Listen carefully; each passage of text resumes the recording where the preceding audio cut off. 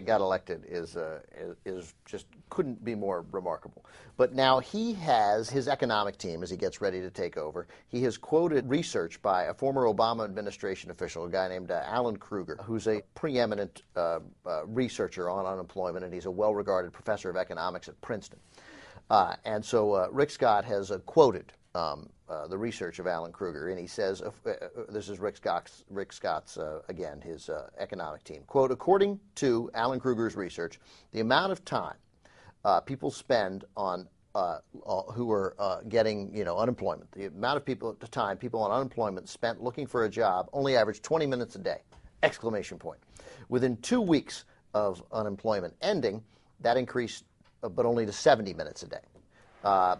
And then the median duration of unemployment benefits increased nationally from 10 to 18 weeks. So he's saying, look, we've increased this time, but they don't look for jobs. They don't even seriously look for jobs until after they've been taken off unemployment.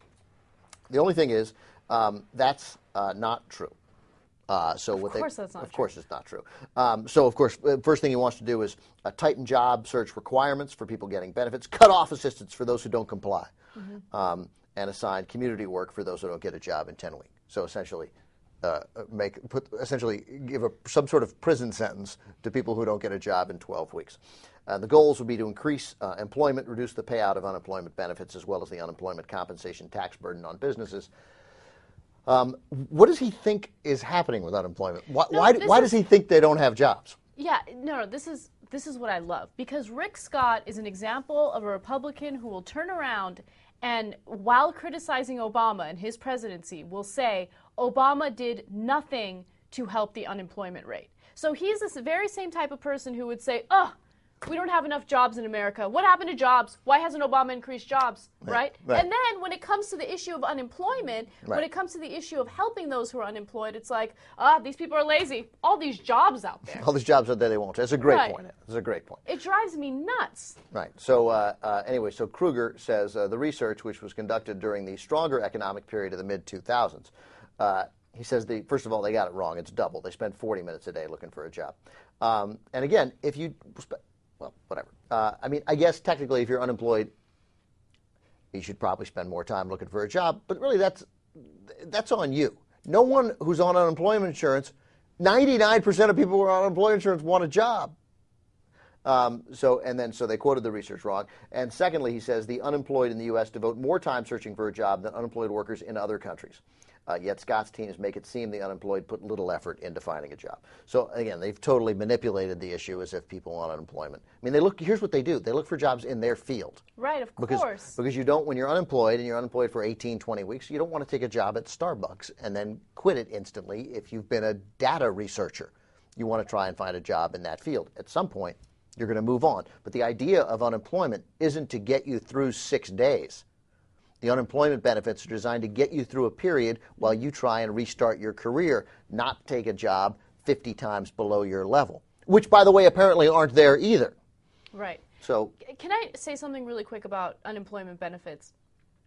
You know, there was a blog written about me and how I complain about taxes, right? And I want to clarify something. When I get taxed, I want my money to go toward helping people in need. Okay, I want it to go toward infrastructure. I want it to go toward things that are going to better our community. So if someone was going to take a certain amount of money out of every paycheck and put it into unemployment, right, benefits, I would be 100% for it, because I think that's what our federal money should be used for, not defense spending. I mean, of course we need defense spending to an extent, but don't even back on that. We need way less. We need way less. The reason why defense spending is so expensive is because we're funding private contractors, right? So do I want my money to go to that? Hell no. Do I want my money to go toward unemployment insurance? Yes, I do. Yeah. You know, I mean, defense spending, Barney Frank with some key important stuff about defense spending, which we're going to do today, too. Now I can't see the clock at all. The clock has been removed from the picture entirely. So maybe we'll get to that. I don't have any idea how much time is left. 8:32 p.m. Eastern. Can you see it? Yep. All right, you're in charge. Okay. So when it's time to take a break, I'll go like this. Yeah, right. Okay. All right. Fair enough. So anyway, that's Rick Scott's team. Again, missing the total point of unemployment insurance. It's not to get you through a day and a half until you take a job at McDonald's.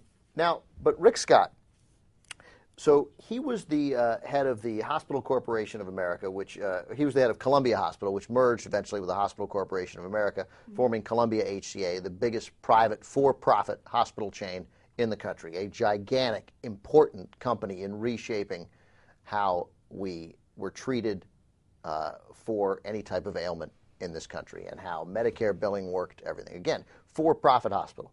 Big chain as they started getting more and more hospitals and buying more and more hospitals. So in 1997, federal agents raided the Columbia HCA offices. He ran the company. He's the head of the company. They raid the offices. Huge scandal over the company's business practices and Medicare billing procedures. It wasn't just, it was the FBI and the IRS. All right, involved. so he obviously did something a little shady. Right. Well, they admitted 14 felonies and paid $600 million in fines to the government for Medicare fraud. It is the biggest, largest fraud settlement in the history of the United States of America, over $600 million. Overall, counting civil litigation, they paid out $2 billion in settlements. $2 billion. Rick Scott ran the company. He resigned. They forced him, the board forced him out within a short period of time after federal agents raided the offices. They kicked down the doors and raided the offices armed with warrants, and it was all true. They admitted 14 counts of significant fraud, and again, including Medicare billing, defrauding the federal government of money that we pay into, of our money Rick Scott and his company stole. They did not charge him personally. They didn't charge anybody personally, but he runs the company. So obviously, they gave him $9.88 million when they forced him out of the company. So they're like, okay, well, here's your $10 million check. You have to go. Thanks for committing this enormous Medicare fraud and stealing from the American taxpayers. Here's $10 million.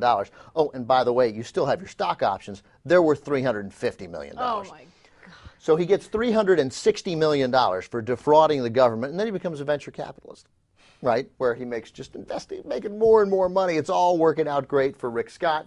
By the way, he was George W. Bush's partner in the Texas Rangers. That's a baseball team.